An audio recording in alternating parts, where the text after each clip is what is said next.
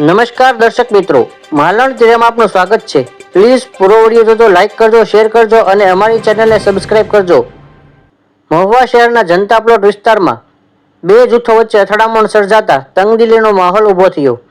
અથડામણ દરમિયાન કેટલાક લોકો ઘાયલ થયા હોવાનું જાણવા મળ્યું છે. ઘાયલ લોકોને તાત્કાલિક સારવાર અર્થે મહુવા જનરલ હોસ્પિટલ ખાતે લઈ જવામાં આવ્યા હતા. ત્યાંથી વધુ સારવાર અર્થે મહુવા હનુમંત હોસ્પિટલ ખાતે ખસેડવામાં આવ્યા હતા. આ પરિસ્થિતિને કાબૂમાં લેવા માટે પીઆઈ શ્રી કે.એસ. પટેલ સાહેબ પોલીસ કાફલા સાથે આવી પહોંચ્યા હતા.